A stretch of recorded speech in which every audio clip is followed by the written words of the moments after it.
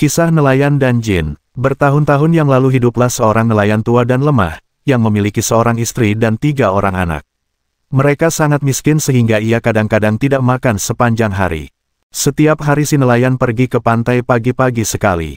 Ia memiliki sebuah kebiasaan unik saat mencari ikan, yaitu dia hanya akan menebarkan jalannya 4 kali saja setiap harinya. Suatu hari sebelum bulan terbenam dia pergi ke tepi laut dan setelah menanggalkan pakaiannya ia menebarkan jalannya. Dia menunggu hingga airnya tidak lagi beriak, baru kemudian menarik kembali jalannya. Ternyata jala itu berat sekali, seperti ada ikan yang sangat besar terperangkap di dalamnya. Dia mencoba menariknya dengan sekuat tenaga, namun tetap saja tidak berhasil. Nelayan itu mengikatkan ujung tali jalannya ke sebuah tiang di pinggir pantai, lalu dia menyelam sambil terus menarik jalannya. Alangkah kecewanya ia, ketika tiba di ujung jalannya, ternyata hanya sisa-sisa bangkai seekor keledai. Begitu sedihnya ia sehingga mengeluh dalam hati. Wahai engkau yang merajai kegelapan malam dan kematian, hindarkan aku dari rencana jahatmu, karena Allah akan meridhoi kerja kerasku. Dia melepaskan bangkai binatang itu dari jalannya dan kembali ke tepi pantai. Ia harus memperbaiki dulu jalannya yang robek di sana-sini. Lalu dengan mengucap bismillah, nelayan itu kembali menebarkan jalannya. Lagi-lagi jalannya terasa berat ketika ditarik. Bahkan lebih berat dari sebelumnya. Mungkin banyak ikan yang tertangkap, pikirnya. Maka ia mengikatkan tali jalannya di tiang dan dia pun kembali menyelam. Tapi apa daya, ternyata jalannya hanya berisi keranjang yang sudah penuh dengan lumpur. Ia kembali mengeluh, duhai benar-benar buruk nasibku. Wahai nasib buruk, pergilah. Atau setidaknya ringankanlah. Bukankah aku tidak pernah meminta lebih? Aku hanya mencari sedikit rizki, tapi yang kudapati hanyalah rasa letih. Tapi aku salah mengeluh padamu, karena membuat orang menjadi sengsara adalah kesenanganmu. Orang yang baik kau buat menderita sementara orang-orang jahat yang tidak memiliki kebaikan kau muliakan. Sedetik kemudian nelayan itu menyesali perkataannya dan sambil membersihkan jaringnya dia memohon ampun atas kesabarannya. Masih dengan sedikit marah, nelayan itu menebarkan jalannya untuk ketiga kalinya namun yang didapatinya hanyalah setumpuk kulit kerang, batu dan lumpur. Bayangkan betapa sedih dan marahnya sang nelayan, karena hingga waktu zuhur tiba, belum satu pun ikan yang ia dapatkan. Ia kemudian membersihkan badannya, berwudu dan melaksanakan sholat zuhur. Kemudian ia menengadahkan wajahnya ke langit, berdoa, Ya Allah, Engkau pasti tahu bahwa aku hanya menebarkan jalaku 4 kali setiap melaut, dan kini hanya tinggal lemparanku yang terakhir. Hamba berharap ya Allah, berilah hamba pertolongan dari kebaikan lautmu, seperti Engkau telah memberikan kebaikan kepada Nabi Musa alaihi salam. Bismillah. Selesai berdoa, nelayan kembali melemparkan jalannya dan dengan penuh harap menanti hingga airnya tidak lagi beriak. Lagi-lagi jalannya terasa berat sehingga ia harus kembali menyelam untuk membebaskannya. Tidak ada satu ekor ikan pun yang tertangkap oleh jalannya, namun ia menemukan sebuah botol tembaga berwarna keemasan tersangkut di dalamnya. Botol itu sepertinya penuh berisi sesuatu, karena terasa berat saat diangkat. Saat diteliti botol tersebut tertutup dan terkunci dengan sel yang rapat. Lumayanlah, kalau aku jual di toko tembaga, harganya bisa sampai 10 keping emas, pikirnya. Uangnya bisa aku pakai untuk membeli makanan. Dia mengangkat botol tersebut, ternyata berat sekali. Pasti ada sesuatu di dalamnya, pikir nelayan. Aku harus tahu isinya, siapa tahu isinya barang berharga, pikirnya lagi. Dia mengambil pisau untuk merobek segelnya, kemudian membuka penyumbatnya. Digoncangnya botol tersebut untuk mengeluarkan isinya. Tapi tidak ada apapun di dalamnya selain segulung asap berwarna kelabu. Asap itu naik ke udara dan lama-kelamaan membentuk sesosok jin ifrit yang tinggi besar. Demikian tingginya hingga kepalanya yang sebesar kubah hampir menyentuh awan. Mengerikan sekali ia, tangannya seperti garpu raksasa, kakinya sebesar tiang kapal, bibirnya menyerupai gua besar, lubang hidungnya seperti trompet, matanya menyala seperti lampu dan rambutnya yang kelabu tampak kusut aut-autan. Terkejut dan takut, itulah yang dirasakan si nelayan. Lututnya hampir-hampir tak sanggup menyangga tubuhnya, giginya gemeletuk ketakutan dan ia hampir tidak bisa menelan air ludahnya yang tiba-tiba mengering. Suara jin ifrit terdengar menggelegar saat berkata pada si nelayan, tiada Tuhan selain Allah dan Sulaiman utusan Allah. Wahai Nabi Allah, janganlah kau membunuhku. Aku berjanji tidak akan menentang perkataanmu ataupun mengkhianatimu. Oh, jin, kata nelayan, Nabi Sulaiman, raja terkaya sepanjang masa, telah meninggal 8.000 tahun yang lalu dan kini adalah akhir zaman. Ceritakan padaku wahai jin, kenapa kau bisa terkurung di dalam botol ini? Jin menatap si nelayan dan berkata, siapakah kamu yang berani memanggilku dengan sebutan jin? Lalu apakah aku harus memanggilmu setan yang baik? Tanya nelayan. Jaga bicaramu, sebelum aku membunuhmu. Seru jin. Apa? Kenapa kau ingin membunuhku? Bukankah aku sudah membebaskanmu dari dalam lautan dan melepaskanmu dari botol yang mengurungmu? Tanya nelayan ketakutan. Tentu saja aku ingat, tapi aku tetap akan membunuhmu. Aku hanya akan memberimu satu kebaikan, kata jin. Apakah itu? Tanya nelayan. Kau boleh memilih dengan cara bagaimana kau ingin mati, kata jin. Tapi kenapa? Bagaimana bisa kau membalas kebaikanku dengan perbuatan jahat, kata nelayan. Aku tidak bisa membalasmu dengan kebaikan, katanya. Kalau kau ingin tahu sebabnya, dengarlah kisahku. Aku adalah jin yang menentang ajaran Sulaiman anak Daud. Lalu Sulaiman mengirim Asaf bin Barhia sang wazir agung untuk menangkapku dan menghadapkanku kepada Sulaiman. Dia menyuruhku untuk beriman kepada Allah dan mengakui kenabiannya, tapi aku menolak. Maka ia menjebloskanku ke dalam botol ini. Dan supaya aku tidak bisa meloloskan diri ia menyegelnya dengan nama Allah, lalu menyuruh beberapa orang jin untuk melemparkanku ke tengah lautan. Begitulah aku terkurung di dalam botol ini selama 1000 tahun. Saat itu aku bersumpah dalam hati, jika ada seseorang yang bisa membebaskanku dari botol ini maka aku akan membuatnya kaya seumur hidupnya. Namun 1000 tahun berlalu dan tak ada seorang pun yang datang membebaskanku. Kemudian aku bersumpah akan menunjukkan semua harta karun yang ada di bumi kepada siapapun yang bisa membebaskanku. Tapi 4000 tahun berlalu dan tak ada yang datang. Lalu aku bersumpah akan menjadikan siapapun penolongku, seorang raja yang berkuasa selamanya dan akan mengabulkan setiap harinya 3 permintaan, dan lihatlah tak ada seorang pun yang datang. Hingga akhirnya aku marah dan bersumpah akan membunuh siapapun yang membebaskanku. Dan hanya akan mengabulkan satu permintaannya yaitu caranya ia mati. Dan kini kau datang membebaskanku, maka nelayan sekarang pilihlah cara mati seperti apa yang kau inginkan, kata jin. Mendengar cerita ifrit tersebut si nelayan berkata, wahai jin, dengan nama Allah maafkanlah aku yang telah membebaskanmu di waktu yang salah dan tolong jangan bunuh aku. Tidak bisa, aku pasti akan membunuhmu, itulah sumpahku. Sekarang cepat pilih dengan cara apa aku membunuhmu. Bentak jin. Oh betapa sialnya aku yang telah menolong makhluk yang tidak tahu berterima kasih. Maafkan aku maka Allah akan memaafkanmu. Tapi jika kau berbuat jahat padaku, maka Allah pasti akan membalasnya dengan azabnya, ratap nelayan. Hei nelayan, kematianmu adalah hal yang pasti, karena itu adalah sumpahku. Dan aku tidak pernah melanggar sumpah yang kuucapkan, kata jin. Nelayan itu menyadari bahwa keputusan jin ifrit sudah tidak bisa diubah lagi. Ia sedih teringat anak-anaknya dan nasib mereka jika ia mati. Namun di saat itu tiba-tiba muncul sebuah ide. Wahai jin, kematianku sudah di depan mata, dan aku menerimanya sebagai takdirku. Tapi sebelum aku memilih caraku mati, atas nama Allah yang namanya tercetak di atas segel yang mengunci botol ini, maukah kau menjawab dengan jujur satu pertanyaanku? Tanya nelayan. Mendengar nama Allah, tubuh jin itu gemetar ketakutan. Baiklah, aku bersumpah atas nama Allah akan menjawab dengan jujur pertanyaanmu. Benarkah kau pernah terkurung di dalam botol ini? Tanya nelayan. Ya, betul, jawab jin. Sebenarnya aku tidak percaya dengan ceritamu. Botol ini bahkan tidak bisa memuat kakimu yang besar, bagaimana mungkin ia bisa memuat seluruh tubuhmu, kata nelayan. Kamu tidak percaya ceritaku? Tanya jin dengan marah. Aku tidak percaya sampai aku melihatnya sendiri, tantang nelayan. Baiklah akan kubuktikan padamu, seru jin. Sedikit demi sedikit tubuh jin ifrit berubah menjadi asap dan masuk kembali ke dalam botol. Nah nelayan, sekarang kau percaya dengan ceritaku, teriak jin dari dalam botol. Namun si nelayan dengan cepat menutupnya dan berkata, hei ifrit, sekarang giliranmu untuk memilih cara mati yang kau inginkan tapi tidak lebih baik aku melemparkanmu kembali ke tengah laut. Aku akan membangun rumah di sini dan selama sisa hidupku aku akan mencegah siapapun yang ingin mencari ikan di sini. Akan kukatakan bahwa di sini ada jin jahat yang akan membunuh siapapun yang membebaskannya dari dalam botol.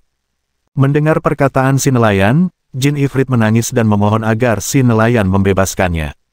Bukankah sudah kubilang padamu Jin, jika kau menyelamatkanku maka Allah akan menyelamatkanmu.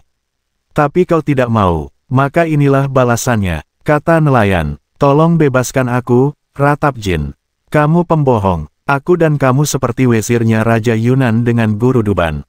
Kata nelayan, siapakah mereka? Tanya Ifrit. Aku akan menceritakannya padamu. Dan nelayan itu pun memulai ceritanya. Kisah Patih yang dihukum. Raja yang diceritakan tersebut memiliki seorang putra yang sangat dicintainya. Raja menugaskan seorang patih untuk menemaninya kemanapun ia pergi. Suatu hari pangeran dan patih pergi berburu ke hutan dengan ditemani serombongan kecil pengawal. Tiba-tiba seekor binatang buas muncul di hadapan mereka. Patih berseru kepada pangeran, kejar binatang itu. Maka pangeran mengejar binatang itu hingga tanpa ia sadari, ia telah terpisah dari rombongannya. Binatang itu lari semakin cepat dan menghilang di tengah sabana. Saat itu barulah pangeran menyadari bahwa ia telah tersesat.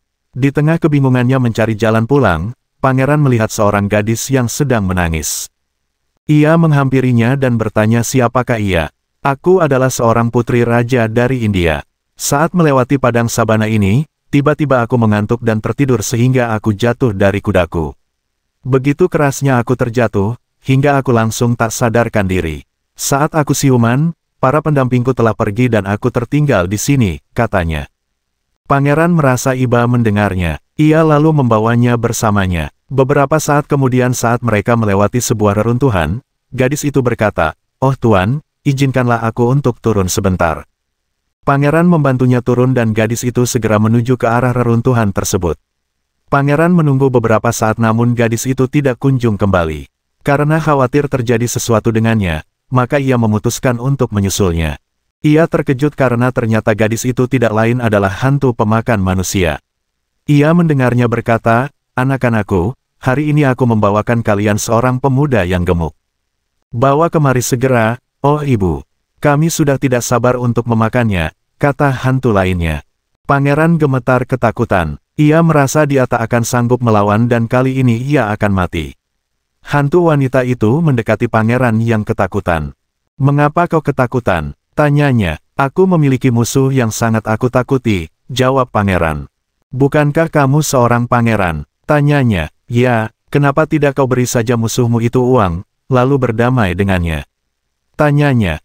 "Dia bukan tertarik pada uangku, yang ia inginkan hanyalah nyawaku. Aku ini adalah orang yang tak berdaya," jawab pangeran. "Kalau kau tidak berdaya, kenapa kau tidak berdoa kepada Allah dan meminta pertolongan? Dia akan menolongmu menyingkirkan musuhmu itu," katanya. Pangeran segera menegadahkan tangannya dan berdoa, "Ya Allah yang mengabulkan semua doa. Wahai Engkau yang dapat menghalau semua kejahatan, lindungilah aku. Dan jauhkanlah ia yang bermaksud buruk padaku. Karena hanya Engkaulah yang maha kuasa." Hantu itu tidak bisa lagi mendengar kelanjutan doa pangeran, karena sebuah kekuatan gaib telah membuatnya menghilang dari hadapan pangeran. Maka pangeran pun bergegas pergi meninggalkan tempat itu dan pulang ke kerajaannya. Ia melaporkan peristiwa yang dialaminya. Lalu raja memerintahkan untuk memberikan hukuman yang berat kepada patih yang gagal melindungi putranya. "Tuanku," kata patih kepada Raja Yunan, "kalau kau percaya pada cerita ini, kau akan mengerti bahwa suatu saat tabib itu akan mencelakakanmu. Maka jangan jadikan ia kepercayaanmu ataupun pendampingmu. Tuanku, jika dia bisa membuat obat yang bisa menyembuhkan paduka tanpa diminum ataupun dioles, maka dia pun bisa membunuh paduka hanya dengan menyuruh paduka mencium aroma," katanya. Raja tertegun dan berkata, "Yang kau katakan itu masuk akal wahai wezirku. Mungkin saja tabib Duban itu adalah mata-mata musuhku. Dan ia bisa saja membunuhku dengan mudah. Lalu apa yang harus kulakukan? Panggillah ia secepatnya, lalu bunuhlah. Ini untuk mencegah ia menjalankan rencananya menghancurkan paduka," katanya. Raja Yunan segera memberikan perintah untuk memanggil tabib Duban. Sang tabib datang dengan sukacita dan berkata, "Semoga Allah melindungi wahai Sultan. Janganlah kau memanggilku untuk mengucapkan rasa terima kasihmu lagi dan memberiku limpahan hadiah. Kini saatnya aku untuk memberikan baktiku. Katakanlah duhai Sultan, apa yang ingin kau perintahkan padaku?" "Kau tahu kenapa aku memanggilmu?" tanya raja. "Tidak ada yang mengetahui kata yang belum terucap, selain ia dan Allah," katanya. Aku memanggilmu untuk menyerahkan nyawamu, kata raja. Tabib Duban tersentak kaget, apakah kesalahanku sehingga aku harus dihukum mati? Ada yang mengatakan bahwa kau adalah mata-mata yang berencana membunuhku. Maka aku harus membunuhmu lebih dulu, kata raja yang segera memanggil petugas eksekusi untuk memenggal kepala Tabib Duban. Ampuni aku, kata Tabib Duban, maka semoga Allah akan mengampunimu. Jangan bunuh aku, maka semoga Allah tidak akan mencelakakanmu. Ia mengatakannya berkali-kali seperti yang aku lakukan padamu wahai Ifrit, tapi kau tidak mau melepaskanku dan tetap ingin membunuhku, kata si nelayan kepada Ifrit. Aku tidak akan melepaskanmu karena aku takut kau nanti akan meracuniku. Yang bagimu merupakan sesuatu yang mudah, seperti kau dengan mudah menyembuhkanku, kata Raja Yunan. Oh, inikah balasanmu atas kebaikanku? Tanya Tabib Duban. Aku harus membunuhmu secepatnya, kata Raja Yunan. Tabib Duban merasa bahwa raja sudah bulat tekadnya, maka ia berkata, izinkan aku mengajukan permohonan terakhir. Baiklah, kata raja, inikah balasanmu atas kebaikanku? Kau memperlakukanku seperti balas budinya seekor buaya, kata Tabib Duban. Buaya apa? Tanya raja. Aku tidak bisa mengatakannya padamu dengan kondisiku yang seperti ini. Tapi demi Allah, ampunilah aku dan semoga Allah mengampunimu, tangis Tabib Duban. Seorang pejabat istana memberanikan diri berkata, oh raja yang bijaksana, tolonglah pikirkan lagi. Hamba berani bersaksi bahwa tabib ini tidak pernah melakukan perbuatan untuk menghancurkanmu. Ia bahkan menyembuhkan penyakit yang tuan derita, sementara tabib lain tidak bisa melakukannya. Kau tidak tahu apa-apa, kata raja. Seperti yang kubilang, dia bisa menyembuhkanku dengan mudah, maka ia pun dapat membunuhku dengan mudah. Aku hanya membela diriku. Kini, oh Ifrit, tabib itu tahu bahwa raja sudah bulat dengan keputusannya dan tidak ada jalan baginya untuk menyelamatkan diri. Tuan, kematianku sudah tidak bisa ditawar lagi, dan aku menerimanya sebagai takdirku, kata Tabib Duban. Tapi berilah aku sedikit kelonggaran waktu. Izinkan aku untuk pulang ke rumah terlebih dahulu untuk membereskan urusanku. Dan untuk berpamitan dengan keluargaku serta memberi mereka amanat. Juga untuk membereskan buku-buku pengobatanku terlebih dulu. Aku memiliki satu buku yang sangat istimewa. Aku akan menghadiahkannya untuk Paduka. Buku apa itu? Tanya raja. Buku itu berisi banyak hal rahasia yang tidak bisa disebutkan satu persatu.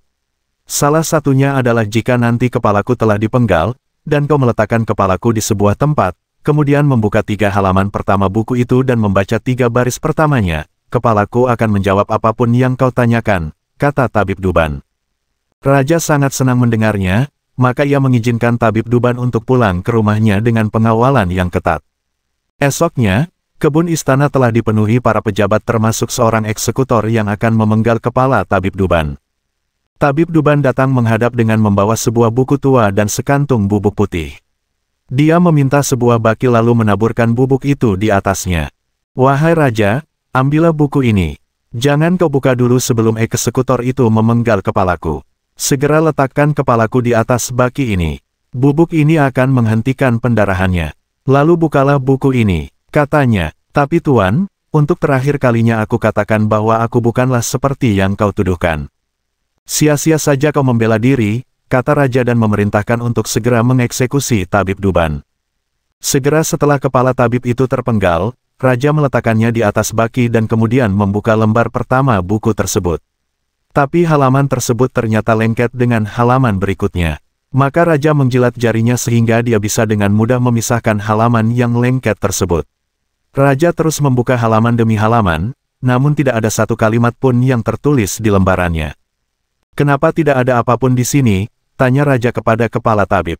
Bukalah terus halamannya, kata kepala tabib. Raja membuka kembali halaman berikutnya dan terus menjilat jarinya untuk memisahkan halaman demi halaman. Tanpa disadarinya, raja telah menjilat racun yang dengan sengaja dibubuhkan Tabib Duban di buku tersebut. Semakin banyak halaman yang terbuka, semakin banyak racun yang diisapnya. Dan ketika racun itu bereaksi, raja merasa bahwa kepalanya menjadi berat. Penguasa, kata kepala Tabib Duban, waspadalah saat kau menggunakan kekuasaanmu untuk menganiaya orang tak berdosa. Cepat atau lambat, Allah akan menghukummu atas ketidakadilanmu dan kejahatanmu. Raja menjerit hebat sesaat sebelum kepalanya terkulai dan ia pun tewas. Tuanku, kata Scheherazade, marilah kita kembali pada cerita nelayan yang akan melemparkan jin Ifrit kembali ke tengah laut. Nah Ifrit, kata nelayan, seandainya Raja Yunan membebaskan Guru Duban, mungkin Allah juga tidak akan menghukumnya. Tapi ia menolak, dan kematianlah yang ia terima. Dan kau Ifrit, karena kau juga melakukan hal yang sama dengan Raja Yunan, maka aku juga akan melakukan hal yang sama dengan Guru Duban. Aku akan melemparkanmu kembali ke laut. Ifrit menangis mendengar perkataan si nelayan, wahai nelayan, sekali lagi maafkan aku atas perbuatanku. Jangan membalas dendam, sesungguhnya itu bukan bagian dari kebaikan hati. Tolong bebaskan aku berjanji tidak akan menyakitimu. Tidak, kata nelayan, aku akan membuatmu kaya seumur hidupmu, kata jin. Keinginannya untuk keluar dari kemiskinan membuat hati nelayan itu tergerak. Baiklah, bersumpahlah kau atas nama Allah yang Maha Kuasa bahwa kau tidak akan menyakitiku dan mengingkari ucapanmu. Kata nelayan. Jin Ifrit mengucapkan sumpahnya, maka nelayan membuka penutup botolnya. Jin Ifrit keluar dari botol tersebut dan cepat-cepat melemparkan botol yang dipegang nelayan ke tengah laut, membuat si nelayan ketakutan. Jin tertawa dan berkata, jangan khawatir. Aku tidak akan mengingkari janjiku. Sekarang ikutilah aku. Nelayan berjalan mengikuti jin hingga mereka tiba di sebuah danau yang luas dan jin itu berkata, lemparkan jalamu. Nelayan itu melihat banyak sekali ikan dengan berbagai warna putih, merah, biru dan kuning. Ia melemparkan jalannya dan sangat yakin bahwa ia akan mendapatkan banyak sekali ikan yang terperangkap di jalannya. Tapi ternyata hanya 4 ekor ikan dengan warna yang berbeda yang tertangkap. Bawa ikan ini ke istana dan persembahkan pada sultan. Kata jin, dia akan memberimu uang yang banyak.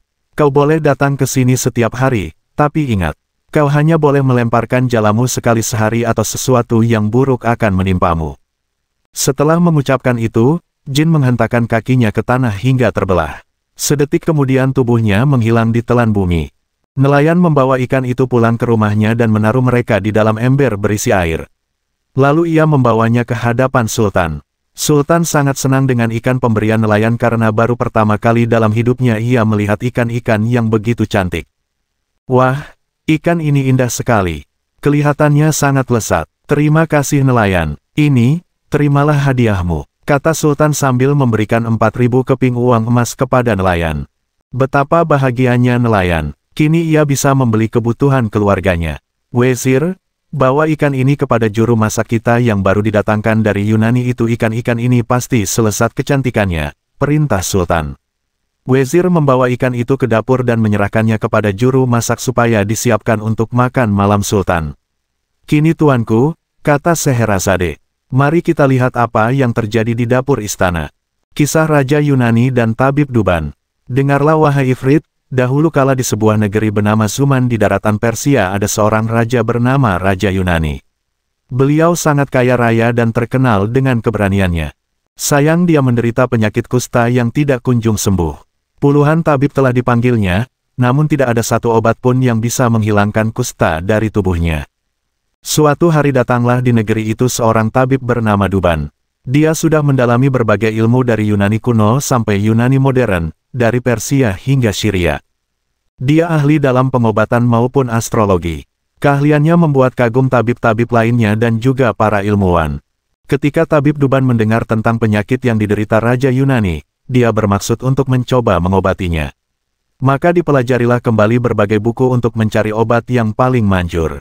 Esoknya dia menghadap Raja Yunani. Setelah memberikan penghormatan, disampaikanlah maksud kedatangannya yaitu untuk mengobati penyakit kusta raja. Tuanku, saya dengar bahwa belum ada satu tabib pun yang bisa menyembuhkan penyakit Paduka. Jika Paduka mengizinkan insya Allah saya bisa menyembuhkannya tanpa obat ataupun salep. Katanya, bagaimana caranya? Demi Allah, jika kamu bisa menyembuhkanku, aku akan memberikan apapun yang kau mau, harta yang banyak untukmu dan anak cucumu, dan kamu akan kujadikan penasihat dan sahabat terbaikku, kata raja. Insya Allah saya bisa menyembuhkan Paduka. Besok saya akan mulai pengobatannya, kata Tabib Duban. Kemudian ia memohon diri untuk mempersiapkan segala sesuatunya. Tabib Duban kemudian membuat sebuah stik golf yang diberi lubang di pegangannya. Di lubang itulah Tabib Duban memasukkan obat racikannya. Kemudian ia juga membuat sebuah bola sebagai pelengkapnya. Keesokan harinya Tabib Duban kembali menghadap raja. Dia mengajak raja ke lapangan istana. Kemudian memberi raja stik golf buatannya dan sebuah bola. Dimintanya raja untuk memukul bola tersebut sambil menunggang kuda. Pukullah bolanya dengan sekuat tenaga. Saat badan Paduka berkeringat, maka panas tubuh Baginda akan membuat obat yang ada di dalam stik golf ini ke seluruh tubuh Paduka. Setelah itu Paduka boleh kembali ke istana untuk mandi air hangat. Pastikan untuk menggosok tubuh Paduka hingga bersih. Lalu istirahatlah. Insya Allah besok penyakit Baginda akan sembuh, katanya. Raja Yunani lalu melakukan semua saran tabib Duban. Ketika raja terbangun keesokan paginya, dia melihat bahwa kulitnya telah halus. Tidak ada tanda-tanda bahwa dia pernah menderita kusta. Kulitnya putih bersih tanpa noda. Raja sangat bersuka cita. Dia segera memerintahkan utusan untuk menjemput tabib Duban ke istana. Sambil berkali-kali mengucapkan rasa terima kasihnya, raja memberikan berkantung-kantung emas, lusinan pakaian-pakaian mewah dan hadiah-hadiah lainnya. Sesuai janjinya raja juga mengangkat tabib Duban menjadi penasihat pribadinya dan mendudukannya di samping singgasananya. Di antara pejabat kerajaan, ada seorang wezir yang menaruh benci terhadap tabib Duban. Dia cemburu dengan semua perhatian dan kebaikan raja terhadap tabib Duban. Sambil berkali-kali mengucapkan rasa terima kasihnya, raja memberikan berkantung-kantung emas, lusinan pakaian-pakaian mewah dan hadiah-hadiah lainnya. Suatu hari sang wazir menghadap raja secara pribadi. Wahai Paduka Raja yang adil, hambamu ini ingin menyampaikan sebuah nasihat untuk Paduka. Saya akan menjadi orang terkutuk jika tidak menyampaikannya pada Paduka, katanya. Raja terkejut mendengarnya dan bertanya, nasihat apa? Oh Paduka yang mulia, para leluhur pernah berkata, barang siapa yang tidak bisa melihat tujuan, keberuntungan tidak akan datang padanya. Dan kini saya melihat raja sedang membuat kekeliruan. Sejak ia menganugerahi seorang musuh dengan kebaikan. Seorang musuh yang menginginkan kerajaan ini hancur. Dia menganugerahinya kebaikan, kekuasaan dan menjadikannya penasihatnya, katanya. Siapakah teman yang kau maksud itu? Tanya raja. Paduka, tentu saja yang saya maksud adalah penasihat Paduka, tabib Duban. Kata wazir. Dia adalah teman terbaikku, kata raja. Dan dialah yang telah menyembuhkan penyakit yang tidak bisa disembuhkan oleh tabib lain. Karena dialah aku bisa menyingkirkan rasa malu yang dulu menderaku karena penyakitku. Aku tidak akan menemukan orang sehebat dia di seluruh negeri. Tapi kenapa kau menentangnya? Aku telah memerintahkan pegawaiku, untuk memberikannya gaji 1000 keping emas setiap bulannya, dan bahkan jika aku memberikan sebagian kerajaanku padanya, masih tidak akan cukup mewakili rasa terima kasihku. Oh tuanku, bagaimana kau yakin bahwa dia tidak menipumu? Sesungguhnya aku mengatakan hal ini karena rasa baktiku padamu, kata wezir. Benarkah tidak ada maksud lain dari perkataanmu ini wahai wezir? Aku takut kau melakukan ini karena rasa cemburu. Jika aku mengikuti nasihatmu, aku takut aku akan menyesal seperti seorang suami yang membunuh burung kakak tuanya. Aku akan menceritakan kisahnya padamu, kata raja. Maka oh Ifrit, raja pun memulai ceritanya. Kisah saudagar dan jin Ifrit. Tuan, kata Scheherazade, dahulu kala ada seorang saudagar yang sangat kaya raya. Dia memiliki tanah yang luas, harta yang berlimpah dan tentu saja uang yang banyak. Banyak sekali pekerja dan buruh yang menggantungkan hidupnya pada si saudagar. Suatu hari dia bermaksud untuk melakukan perjalanan perniagaan ke negeri yang jauh. Dia menaikkan barang dagangannya ke punggung kudanya dan sebuah kantung besar yang ia bawa di punggungnya penuh berisi roti, madu dan kurma serta air untuk bekal perjalanannya. Maklumlah, ia harus melewati padang pasir yang tandus di mana tidak ada satupun kehidupan di sana. Singkatnya ia berhasil sampai di tujuan dengan selamat. Dan setelah menyelesaikan transaksi bisnisnya dan memperoleh untung besar, ia pun segera bersiap-siap untuk melakukan perjalanan pulang. Hari itu matahari bersinar terik. Saudagar memutuskan untuk berteduh di bawah pohon rindang sambil beristirahat. Dia membiarkan kudanya beristirahat dan merumput, sementara dia membuka bekalnya roti dengan selai madu dan segenggam kurma. Setelah selesai memakan kurma, dia melemparkan bijinya ke sekumpulan batu-batu besar di sampingnya. Sebagai seorang muslim yang taat, dan karena waktu sudah menunjukkan waktu zuhur, saudagar segera mengambil wudhu dan melakukan sholat. Dia masih sedang berzikir ketika tiba-tiba, di depannya muncullah jin Ifrit yang bertubuh tinggi besar dengan mata merah karena marah dan membawa sebilah pedang yang terhunus dengan ketakutan. Rumah, Istri dan anak-anak saudagar menyambutnya dengan sukacita. Tapi bukannya membalas pelukan hangat mereka, saudagar malah menangis pilu. Istrinya dengan khawatir menanyakan apa yang telah membuatnya begitu sedih. Bagaimana aku tidak sedih? Aku hanya akan hidup setahun lagi, katanya. Dia lalu menceritakan kejadian yang menimpanya di perjalanan. Mendengar hal itu, keluarganya sangat bersedih. Namun saudagar itu meyakinkan keluarganya bahwa itu adalah kehendak Allah yang tidak bisa dihindari. Esoknya saudagar segera membereskan semua utangnya. Ia memberikan hadiah-hadiah untuk semua temannya, memerdekakan banyak sekali budak-budaknya, membagi warisan untuk istri, anak-anak dan keluarganya, mencarikan wali untuk anak-anaknya yang masih kecil, dan mempercayakan semua propertinya kepada istrinya. Setahun berlalu dengan cepat, kini tiba saatnya saudagar untuk berpamitan kepada anak dan istrinya. Dibawanya sehelai kain kafan untuk membungkus mayatnya. Mereka tidak dapat menahan kesedihan dan tidak rela melepas kepergian saudagar. Mereka memaksa untuk ikut pergi dan mati bersama-sama, namun sang saudagar berkata kepada anak-anaknya, "Anak-anakku, aku pergi untuk menepati janjiku kepada Allah, banggalah dan tabahlah. Ingatlah bahwa mati adalah takdir bagi semua makhluk yang bernyawa." Setelah berkata demikian, saudagar mengucapkan salam dan pergi meninggalkan mereka. Akhirnya saudagar tersebut tiba di tempat yang telah ia janjikan. Dia menanti kedatangan jin ifrit di bawah pohon tempat dia dulu berteduh dan menunggu kedatangan jin ifrit dengan perasaan yang sulit untuk dilukiskan. Saat ia menunggu, tiba-tiba datang seorang syekh yang membawa seekor rusa menghampirinya. Syekh tersebut mengucapkan salam dan mendoakannya semoga berumur panjang. Ini adalah arti dari Assalamualaikum warahmatullahi wabarakatuh. Lalu bertanya apa yang sedang dilakukan saudagar tersebut di tempat yang merupakan sarang jin.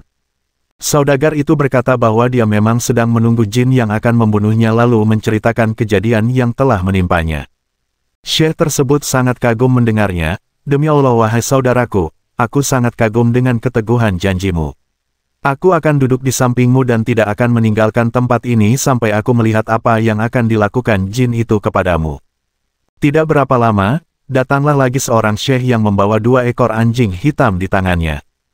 Setelah mengucapkan salam dan mendengar cerita mengenai si saudagar, syekh yang kedua ini pun memutuskan untuk ikut menunggu bersama mereka berdua. Demikian pula ketika datang syekh ketiga yang membawa seekor kuda. Dia pun memutuskan untuk ikut menunggu kedatangan jin ifrit. Akhirnya ketika matahari sudah menciptakan bayangan panjang, datanglah jin ifrit dengan matanya yang menyala dan pedang terhunus. "Serahkan nyawamu, hari ini aku akan membunuhmu seperti kau membunuh anakku," seru jin sambil menyeret saudagar hingga jatuh di tanah. Saudagar tersebut menangis dengan sangat memilukan hingga ketiga syekh pun turut merasakan kepedihannya. Syekh yang pertama menjatuhkan badannya di hadapan ifrit dan berkata, "Wahai raja dari semua jin, dengan segala kerendahan hati, kumohon bersabarlah sebentar dan dengarkanlah kisahku dengan rusa yang kubawa ini. Jika kau merasa ceritaku lebih menarik dari kisah saudagar yang hendak kau ambil nyawanya, maka ringankanlah sepertiga dari hukumannya." Setelah berdiam diri sejenak, akhirnya jin itu menjawab, "Baiklah." Maka syekh yang pertama itu menceritakan kisahnya.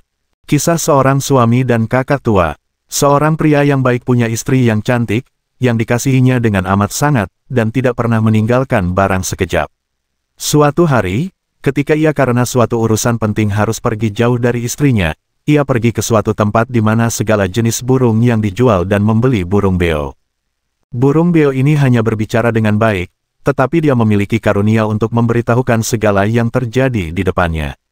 Dia ada di rumah dalam sangkar dan meminta istrinya untuk dimasukkan ke dalam kamarnya dan merawat besar sementara dia pergi.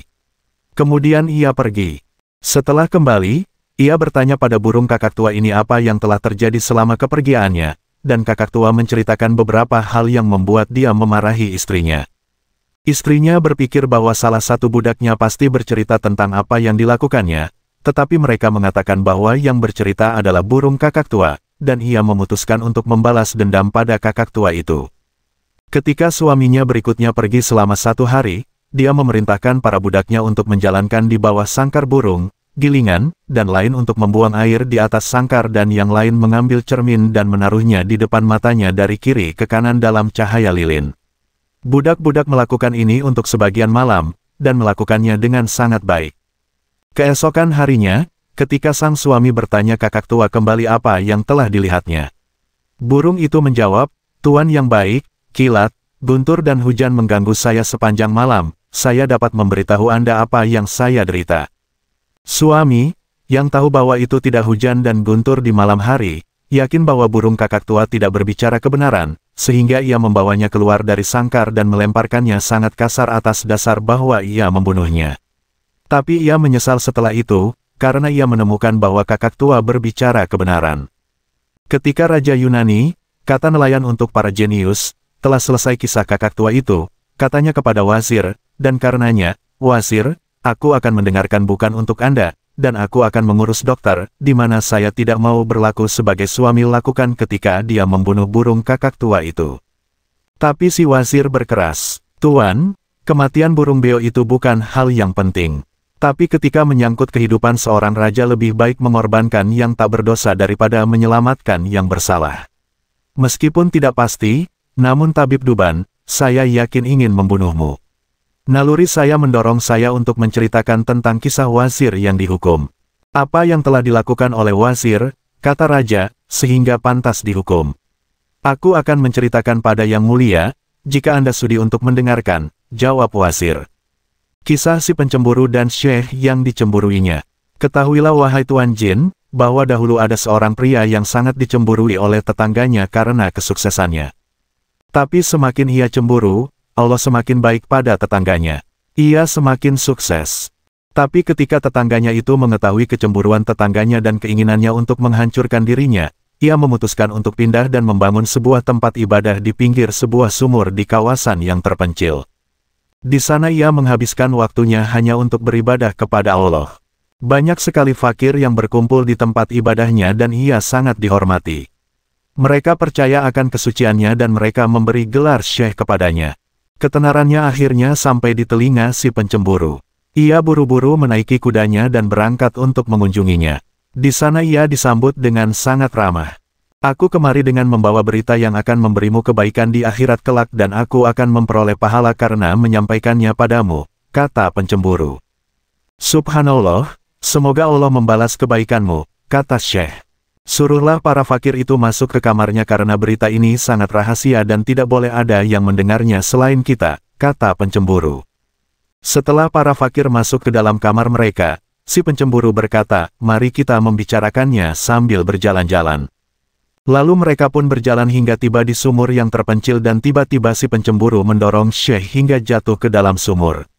Menyangka tetangganya telah mati, dengan puas si pencemburu pulang ke rumahnya. Ternyata sumur itu dihuni oleh beberapa jin.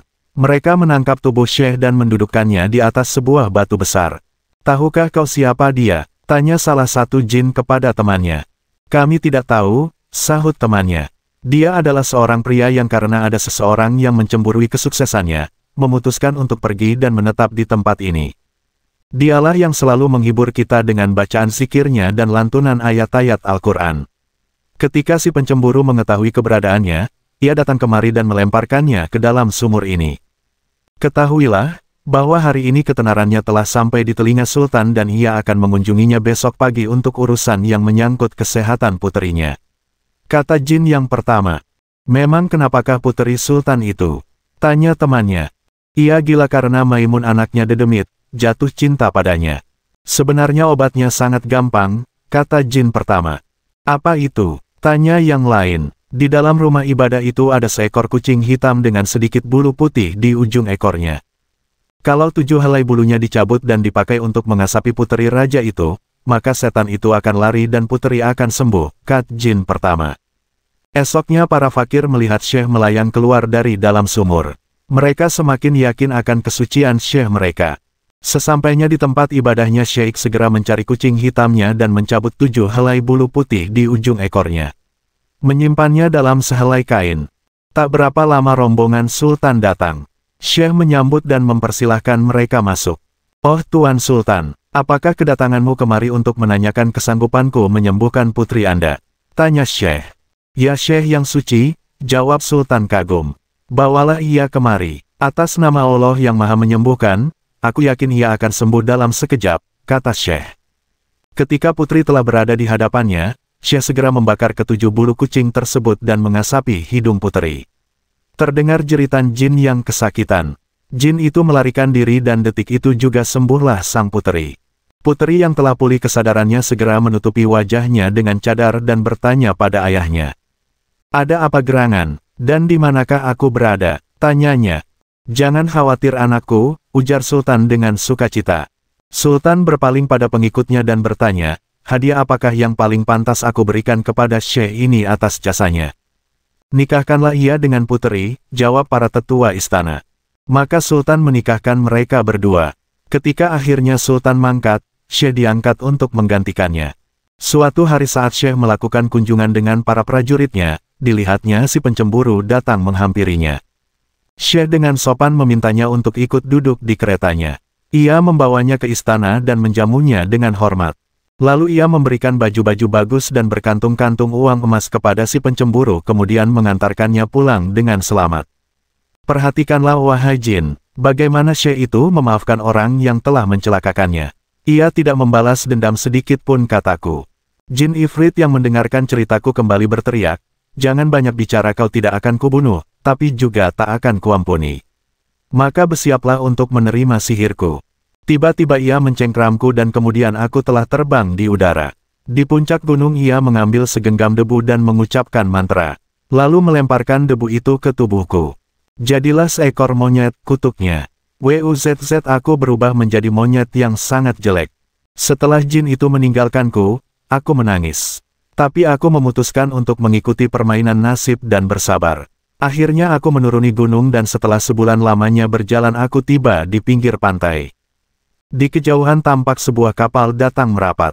Aku bersembunyi di balik sebuah batu besar menunggu hingga kapal cukup dekat.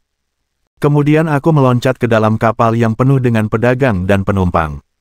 Salah seorang di antaranya berteriak kepadaku, itu makhluk pembawa sial yang membuat kita rugi. Lemparkan ke dalam laut, kata yang lain. Kita bunuh saja, kata kapten. Aku berlari dan memeluk kaki kapten sambil berurai air mata. Kapten merasa iba kepadaku. Tuan-tuan, monyet ini meminta perlindungan dariku dan aku akan melindunginya. Sejak saat ini ia ada dalam pengawasanku. Tak seorang pun boleh melukainya. Atau akan ada pertumpahan darah di kapal ini, kata kapten. Kapten memperlakukanku dengan sangat baik. Apapun yang dikatakan kapten aku turuti. Kebutuhannya aku penuhi dan aku membaktikan diriku sebagai pelayanannya. Tidak heran jika kemudian kapten sangat menyayangiku. Kapal kembali berlayar selama 15 hari sebelum akhirnya membuang jauh di sebuah kota besar yang penduduknya sangat banyak dan sepertinya hanya Allah yang tahu berapa jumlahnya. Tak berapa lama setelah kapal kita berlabuh, datang seorang pegawai kerajaan yang menyambut kami dengan ramah. Raja kami mengucapkan selamat datang kepada Anda semua. Ia mengirimku kemari dengan membawa gulungan kertas ini, di mana kami mohon masing-masing dari Anda menulis sebaris kalimat di atasnya. Sekretaris kerajaan kami baru-baru ini meninggal dunia, dan Raja bersumpah tidak akan mengangkat penggantinya jika tulisannya tidak sebagus dan sebaik dia, katanya.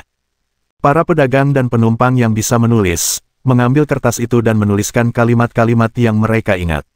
Ketika tidak ada lagi yang bersedia menulis, aku dengan cepat mengambil gulungan kertas itu. Karena takut aku melemparkan kertas itu ke laut atau merobeknya, para pedagang dan penumpang mencoba menghalangi dan menakut-nakutiku. Tapi aku memberi isyarat bahwa aku ingin menulis. Kami tak pernah melihat ada monyet yang bisa menulis, kata mereka. Biarkan ia mencoba, kata kapten. Kalau tulisannya jelek atau ia merobek kertas itu, aku akan membunuhnya. Tapi jika tulisannya bagus, aku akan mengangkatnya sebagai anakku karena aku belum pernah melihat monyet yang lebih pintar dan sopan seperti dia. Aku lalu mengambil pena, membenamkannya ke dalam tinta dan menuliskan bait-bait ini. Waktu telah mencatat kebaikan-kebaikan dari para bangsawan. Tapi tak ada yang bisa menghitung kebaikanmu. Semoga Tuhan tidak mengambil kebaikan hati seorang ayah. Karena engkaulah ayah dari semua kebaikan. Lalu dengan gaya tulisan yang lebih formal aku menulis. Tak ada pencatat kebaikan yang tak menderita. Tapi apa yang dicatatkan tangan adalah abadi. Catatlah, meskipun sia-sia, apalagi yang lebih menyenangkanmu. Selain melihat catatanmu di hari kebangkitan. Aku menuliskan lagi beberapa kalimat dengan gaya tulisan yang berbeda-beda, kemudian menyerahkan kertas itu kepada pegawai kerajaan yang lalu membawanya kepada raja. Tak ada tulisan yang disukai raja kecuali tulisanku. Bawa orang yang menulis kalimat ini, pakaikan ia pakaian yang bagus. Naikkan ia ke atas kuda kehormatan dan bawa ia menghadapku, perintah raja. Mendengar perintah raja, para pegawainya tak bisa menahan geli. Raja menjadi murka. Kurang ajar, kalian menertawakanku, bentak raja. Maafkan kami tuan, kami tidak menertawakan tuan. Kami hanya merasa lucu karena penulis yang harus kami jemput adalah seekor monyet, bukan anak Adam seperti kita. Ia milik kapten kapal yang baru merapat hari ini, jawab pegawainya. Disertai jeritan ifrit yang menggetarkan, jin itu berubah menjadi abu. Putri berlari ke arah kami. Ambilkan segelas air, serunya. Pelayan segera mengambilkan dan memberikannya kepada putri yang segera memantrainya. Lalu ia memercikkan air itu kepadaku. Dengan nama Allah, kembalilah ke wujud aslimu, katanya, dan aku kembali menjadi diriku, hanya saja mata kiriku tetap buta. Tiba-tiba putri menjerit kesakitan. Api-api, teriaknya. Oh ayah, aku sekarat, jin itu telah melukaiku. Jika ia manusia, aku dapat menaklukkannya dengan mudah. Aku hampir bisa mengalahkannya hingga ia bersembunyi di dalam biji buah delima dan aku tidak melihatnya. Lalu ia menyerangku saat aku lengah. Aku mengeluarkan semua jurus yang kutahu. Terakhir jin itu mengeluarkan jurus apinya yang setahuku sedikit sekali ada yang bisa selamat darinya. Aku berhasil membakarnya setelah aku memaksanya dengan bacaan Islam. Dan kini aku pun sekarat. Seberkas api memancar dari kaki sang putri, terus naik ke atas hingga mencapai wajahnya. Saat itu putri menangis. Ya Allah, aku bersaksi tiada Tuhan selain Engkau dan Nabi Muhammad adalah utusanmu, isaknya. Sedetik kemudian putri berubah menjadi abu di samping Abu Ifrit. Kami menangis di samping abunya. Aku berharap aku bisa menggantikan posisinya. Tapi takdir memang berkata lain. Raja yang menyaksikan putrinya menjadi abu, menampari wajahnya sendiri dan mengoyak bajunya. Aku melakukan hal yang sama dan kami meratapi kepergian putri hingga 7 hari lamanya. Raja memerintahkan untuk membangun kubah di atas abu putrinya. Sedangkan Abu Ifrit dilemparkan begitu saja di udara. Raja kemudian jatuh sakit dan hampir sekarat. Tapi syukurlah ia bisa sembuh setelah sebulan terbaring sakit. Ia lalu memanggilku. Anak muda, sebelumnya hidup kami aman dan bahagia sampai kau datang dengan wajah burukmu dan bencana pun datang. Pertama aku kehilangan putriku yang paling berharga dan kedua wajahku terbakar hingga janggutku habis dan gigiku rontok. Dayangku juga tewas karenanya. Tapi tentu saja aku tidak bisa menyalahkanmu karena semuanya adalah takdir Allah. Sekarang aku mohon padamu anak muda, pergilah dari istanaku, perintah raja. Maka aku pun pergi. Sepanjang jalan aku mengenang semua perjalanan nasibku yang buruk. Tapi aku bersyukur kepada Allah atas perlindungannya. Sebelum aku meninggalkan negeri itu, aku sengaja mencukur kumis, janggut, rambut dan alisku. Lalu aku mengganti bajuku dengan baju pengembara. Tujuanku adalah pergi ke Baghdad menemui khalifah yang terkenal dengan keadilannya untuk mengadukan nasibku. Kemudian aku bertemu dengan pengembara ke-1, lalu pengembara ketiga. Kami semua orang asing di negeri ini. Nasib mengantarkan kami ke rumah ini. Begitulah kisah yang bisa kuceritakan padamu wahai Nona. Pengembara kedua mengakhiri ceritanya. Cerita yang sangat menarik. Baiklah kau boleh pergi dari sini, kata gadis bermata hitam. Aku tidak akan meninggalkan tempat ini sebelum aku mendengar cerita rekan-rekan yang lain, kata pengembara kedua. Pengembara ketiga bangkit dari duduknya. Nona, ceritaku ini sangat berbeda. Lebih menarik dan luar biasa. Jika mereka seperti sekarang karena dipermainkan oleh nasib, aku menggariskan nasibku sendiri. Menimpakan kesedihan atas kemauanku, mencukur dan menghilangkan mataku olehku sendiri, kata pengembara ketiga memulai ceritanya. Dengarlah kisahku ini, kisah Syekh kedua dan 2 ekor anjing hitam. Wahai raja semua jin, ketahuilah bahwa aku dan kedua anjing ini adalah 3 bersaudara. Ketika ayah kami meninggal, dia mewariskan 3.000 keping emas untuk kami bertiga, dengan modal warisan itu, kami masing-masing membuka sebuah toko. Kakakku yang pertama memutuskan untuk pergi berdagang ke luar negeri, maka ia pun menjual tokonya lalu membeli berbagai barang yang akan ia jual di berbagai negeri. Aku tidak pernah mendengar kabar darinya selama setahun. Suatu hari datang seorang pengemis di depan rumahku. Assalamualaikum, sapaku. Waalaikumsalam, jawabnya. Apakah kau tidak mengenaliku? Tanyanya. Aku memperhatikannya dengan seksama, dan kemudian aku menyadari bahwa pengemis di hadapanku adalah kakak tertuaku. "Kakak," seruku. Aku memeluknya dengan gembira. "Bagaimana aku bisa mengenalimu dengan keadaan seperti ini?" kataku. Aku segera menyuruhnya masuk, menanyakan kabarnya dan perkembangan bisnisnya.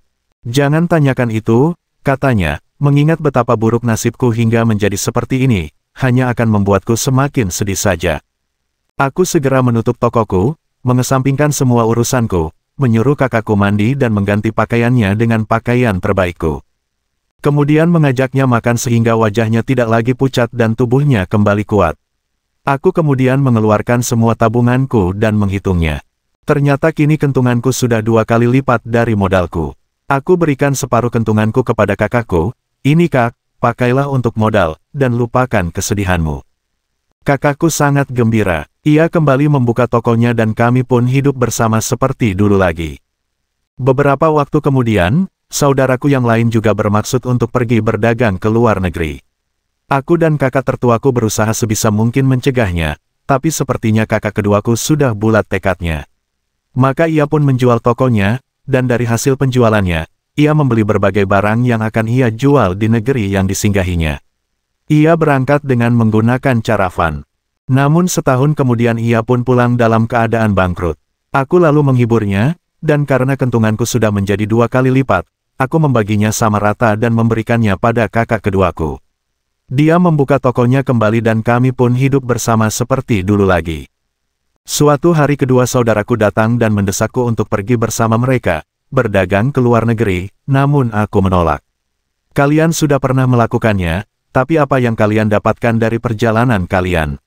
Siapa yang bisa menjamin bahwa kali ini kita akan beruntung?" kataku. Kedua kakakku terus saja mendesakku, hingga akhirnya setelah 5 tahun berdebat, aku setuju untuk pergi berdagang ke luar negeri. Kedua saudaraku telah menghabiskan uang yang aku berikan pada mereka, tapi aku tidak mau mengungkitnya. Tapi dalam waktu 6 tahun itu aku telah mengumpulkan keuntungan sebesar 6.000 keping emas. Lalu kataku pada mereka, "Kita hanya boleh meresikokan sebagian dari keuntungan ini, yaitu 3.000 keping emas yang akan aku berikan kepada kalian masing-masing 1.000 keping emas, dan kita akan mengubur sisanya di tempat yang aman, untuk berjaga-jaga jika kita tidak beruntung." Kami segera membeli barang-barang dagangan masing-masing yang akan kita jual nantinya. Beberapa hari kemudian dengan menyewa sebuah kapal, kami bertiga memuat barang dagangan kami dan mulai berlayar. Setelah perjalanan panjang akhirnya kami tiba di sebuah negeri. Di sana kami menjual barang dagangan kami dan memperoleh untung besar. Aku sendiri, memperoleh keuntungan 10 kali lipat. Kami lalu membeli barang-barang bagus di negeri itu untuk kami jual lagi di negeri kami. Lalu saat memutuskan untuk pulang, secara tidak sengaja aku bertemu dengan seorang gadis yang meski pakaiannya sangat sederhana tapi terlihat sangat cantik. Dia menghampiriku dan mencium tanganku, memohon padaku untuk mengajaknya serta dan menjadikannya istriku. Aku kesulitan untuk menolaknya, tapi setelah ia meyakinkanku bahwa aku akan senang dengan kehadirannya, maka aku mendandaninya dan menjadikannya istriku. Aku membuatkan kamar khusus untuknya di kapal, dan memperlakukannya dengan sangat baik. Selama perjalanan aku melihat bahwa istriku memiliki banyak keistimewaan, yang membuatku semakin mencintainya setiap hari. Kedua kakakku yang tidak memperoleh keuntungan sebesar aku, merasa iri dengan semua yang aku peroleh. Bahkan mereka berencana untuk membunuhku. Suatu malam saat aku dan istriku sedang tidur, mereka melemparkan aku dan istriku ke tengah laut. Istriku, ternyata adalah jin yang memiliki kekuatan sihir. Dia menyelamatkanku dari amukan ombak dan membawaku terbang ke sebuah pulau. Esoknya dia berkata padaku, "Aku adalah istrimu yang atas izin Allah telah menyelamatkanmu dari kematian. Meski aku ini jin, tapi aku benar-benar mencintaimu karena Allah. Kaulah satu-satunya pria yang memperlakukanku dengan baik meski aku berpenampilan buruk. Tapi aku tidak menyukai kedua saudaramu yang telah mengkhianatimu. Mereka pantas dibunuh." Aku mendengarkan kisahnya dengan takjub dan berterima kasih atas pertolongannya. "Tetapi istriku, aku mohon maafkanlah saudaraku," kataku. Lalu aku ceritakan padanya apa yang pernah aku lakukan pada kedua kakakku, tapi hal itu semakin membuatnya marah. "Aku harus segera menghukum manusia-manusia jahat ini. Akan kurusak kapalnya, dan kutenggelamkan mereka ke dasar laut," teriaknya. "Jangan," pintaku. "Aku mohon, mereka masih saudaraku, dan bukankah membalas kejahatan dengan kejahatan berarti kita juga termasuk orang yang jahat? Rupanya kata-kataku mengena di hatinya, akhirnya dia mengangkatku, dan dalam sekejap aku telah tiba di depan rumahku. Aku memutuskan untuk menggali harta karunku, lalu kembali membuka toko kelontongku. Para tetanggaku mengucapkan sukacitanya karena aku telah tiba dengan selamat. Malam berikutnya ketika aku membuka pintu rumahku, aku melihat 2 ekor anjing hitam ini. Mereka berlari ke arahku, melolong, membuat hatiku iba. Aku tidak tahu apa yang terjadi sampai istriku berkata suamiku kedua anjing itu adalah saudaramu. Aku merasakan darahku menjadi dingin. Siapa yang telah membuatnya menjadi seperti ini? Tanyaku. Seharusnya aku, tapi aku menyuruh saudaraku untuk menyihirnya. Dia juga menenggelamkan kapalnya, tapi aku membiarkan mereka berdua hidup. Mereka akan tetap menjadi anjing selama 10 tahun, sebagai hukuman atas perbuatannya katanya. Dan setelah ia memberitahukan kemana aku harus mencarinya ia pun menghilang. Sekarang sudah 10 tahun kami menunggu, dan kini aku sedang dalam perjalanan menuju tempat saudara istriku. Aku ingin agar dia mengembalikan kedua saudaraku ke wujud aslinya. Dan dalam perjalananku itulah aku bertemu dengan saudagar, dan pria yang membawa rusa ini. Nah Raja semua jin, jika menurutmu ceritaku lebih menarik daripada cerita saudagar dan rusa ini, maka kurangilah sepertiga hukumannya, kata Syekh kedua mengakhiri ceritanya. Ya, cerita yang sangat menarik, kata Jin Ifrit. Maka dia pun mengurangi sepertiga hukumannya. Kini Syekh yang ketiga berkata kepada Jin, aku juga memiliki cerita untukmu, dan jika ceritaku juga lebih menarik daripada cerita mereka, kau harus berjanji untuk mengurangi sepertiga lagi hukuman bagi saudagar ini. Baiklah. Kata Jin. Syekh yang ketiga ini menceritakan kisahnya kepada Jin, tahukah kau bahwa Bagal ini adalah istriku? Dia berselingkuh dengan seorang budak hitam. Dan ketika aku memergokinya, dia melemparkan segelas air yang telah dimantrai sehingga aku berubah menjadi seekor anjing. Aku berhasil melarikan diri ke sebuah toko daging. Anak pemiliknya melihatku dan mengubahku kembali ke bentuk asliku. Meski dia menyarankanku untuk membalas dendam pada istriku, tapi aku menolaknya. Seperti kata para utusan Allah, intan itu selalu bercahaya meski di tempat yang gelap, seperti kebaikan selalu terlihat oleh Dia yang Maha Melihat meski di tempat yang buruk sekalipun. Ketika Syekh ketiga ini mengakhiri ceritanya, Jin Ifrit menganggukkan kepalanya. Dia menyadari kesalahannya yang terbawa emosi. Dengan besar hati dia memaafkan si saudagar dan kemudian dia menghilang. Saudagar tersebut mengucapkan terima kasih kepada ketiga Syekh yang telah menyelamatkannya. Lalu mereka pun berpisah dan melanjutkan perjalanannya masing-masing. Tapi tuanku, kata Scheherazade, betapapun menariknya kisah-kisah yang sudah aku ceritakan, tidak lebih menarik dari cerita nelayan ini. Dinarzade, yang menyadari bahwa Sultan tidak memberikan jawaban, berkata, masih ada sedikit waktu lagi Kak, tolong ceritakanlah padaku. Oh Sultan, saya mohon izinkan hamba mendengar ceritanya. Sultan Syahriar mengizinkan, maka Scheherazade melanjutkan ceritanya. Kisah Syekh pertama dan seekor rusa. Kini dengarlah kisahku wahai Ifrit, tahukah kau bahwa rusa ini sebenarnya adalah sepupuku, dan juga istriku, dia adalah anak dari pamanku. Saat aku menikahinya, usianya baru 12 tahun. Dia merawatku bukan saja sebagai seorang saudara dan suami, tapi juga merawatku seperti ia merawat ayahnya sendiri.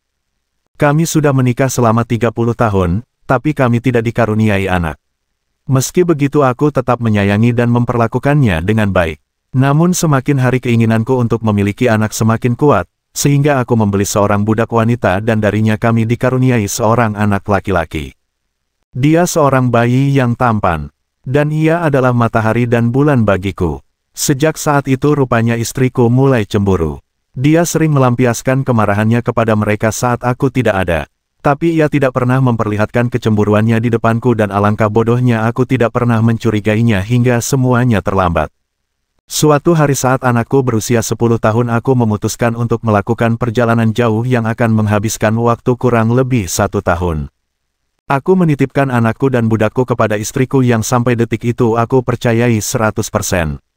Kini istriku memiliki kesempatan untuk melampiaskan kebenciannya. Ia belajar ilmu sihir jahat kepada dukun tenung, dan saat ia sudah menguasainya, ia menyihir anakku menjadi seekor lembu dan ibunya menjadi seekor sapi lalu mengurungnya di kandang. Seorang gembala ditugaskan untuk merawatnya. Ketika aku kembali, aku menanyakan anak dan budakku. Budakmu sudah mati, katanya. Sudah 2 bulan ini anakmu pergi meninggalkan rumah dan aku tidak pernah lagi mendengar kabarnya. Aku sangat sedih mendengar kematian budakku, tapi aku tetap berharap bahwa suatu hari anakku akan ditemukan. 8 bulan pun berlalu tanpa ada berita tentang anakku. Kemudian tibalah hari raya kurban, dan aku memutuskan untuk melakukan kurban. Maka aku pergi ke kandang dan meminta si gembala untuk membawakanku seekor sapi yang gemuk. Lalu si gembala membawa seekor sapi betina yang tiada lain adalah budakku. Sapi itu melenguh dan memberontak dengan sangat kuat. Saat aku hendak menyembelihnya, sapi itu menangis dan air matanya jatuh bercucuran sehingga aku tidak tega melihatnya. Aku hendak menyuruh si gembala membawa sapi itu pergi dan menggantinya dengan yang lain, ketika istriku berkata, "Kenapa kau ini suamiku? Kenapa tidak jadi menyembelihnya? Gembala itu sudah memilih sapi terbaik yang kita miliki. Tidak ada yang lebih baik dari yang satu ini." Aku mendekati sapi itu lagi, dan sapi itu masih mencucurkan air matanya yang membuatku semakin tidak tega. Akhirnya aku menyuruh si gembala untuk mengorbankannya. Gembalaku lebih tegar daripadaku, ia segera menyembelihnya. Tapi apa yang kulihat, tidak ada segumpal daging pun di dalam tubuhnya, hanya kulit dan tulang. Karena kecewa, aku menyuruh si gembala untuk membawakanku seekor lembu yang gemuk. Tidak berapa lama gembalaku datang dan di tangannya seekor lembu yang gemuk yang tidak lain adalah anakku. Meskipun aku tidak tahu bahwa ia adalah anakku, namun ada perasaan aneh saat aku melihatnya. Lembu itu saat melihatku, berusaha melepaskan dirinya hingga tali yang mengikatnya lepas. Kemudian ia menubrukku, dan menjatuhkan badannya di kakiku, mengelus-eluskan kepalanya ke tubuhku, melenguh dan menangis memilukan sehingga aku tidak tega untuk membunuhnya. Aku meminta si gembala untuk mencarikanku lembu yang lain. Ketika istriku melihatku membatalkan niat untuk mengorbankan lembu tersebut, dia mendekatiku dan berkata, "Kurbankanlah lembu itu, dia sangat gemuk, dan ini adalah lembu terbaik yang kita miliki." Sekali lagi aku mencoba untuk menyembelihnya. Tapi tatapan mata lembu itu begitu memilukan sehingga pisau yang kupegang pun terjatuh. Akhirnya aku memutuskan untuk memberikan lembu itu pada si gembala. Keesokan harinya, gembala itu datang menemuiku dengan sebuah cerita aneh. "Tuanku, aku memiliki seorang anak gadis yang mempelajari ilmu sihir. Kemarin ketika Tuan memberiku seekor lembu, aku membawanya ke hadapan anakku. Saat dia melihatnya, dia menutupi mukanya dan tertawa, namun beberapa saat kemudian ia menangis. Aku bertanya kenapa ia seperti itu. 'Ayahku sayang, lembu yang kau bawa itu adalah anak Tuan kita.'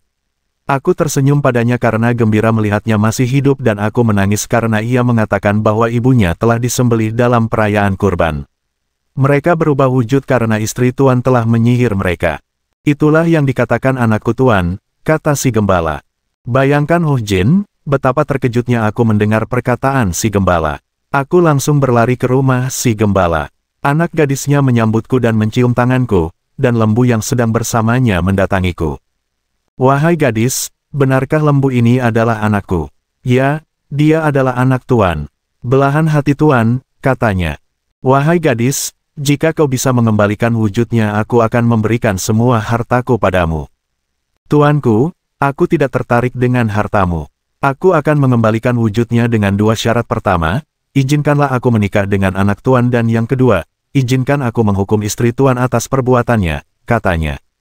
"Aku setuju dengan syaratmu yang pertama, bahkan aku akan memberikan hartaku untukmu dan mengelolanya bersama anakku.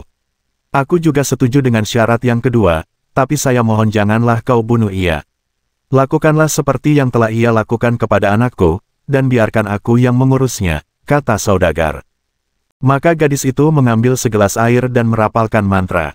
Lalu dipercikannya air itu ke tubuh si lembu sambil berdoa, "Jika Allah memang menciptakanmu sebagai seekor lembu, maka tetaplah menjadi lembu. Tetapi jika kau menjadi lembu karena pengaruh sihir, atas izin Allah kembalilah ke wujudmu yang asli." Dan WUZZ dalam sekejap dia berubah kembali menjadi anakku. "Anakku," teriakku. Aku memeluknya dan menangis, memohon maaf karena tanpa sengaja telah membunuh ibunya. "Anakku, memaafkanku. Oh anakku, Allah telah mengirim gadis ini untuk menolong kita dan menolongmu dari pengaruh sisir yang jahat. Maukah kau menikahinya, seperti yang telah aku janjikan kepadanya?" tanyaku. Anakku dengan senang hati menerimanya sebagai istri, Namun sebelumnya gadis itu menyihir istriku menjadi rusa seperti yang kau lihat sekarang, oh Jin. Nah Jin, itulah ceritaku, adakah kisah yang lebih menarik daripada kisahku?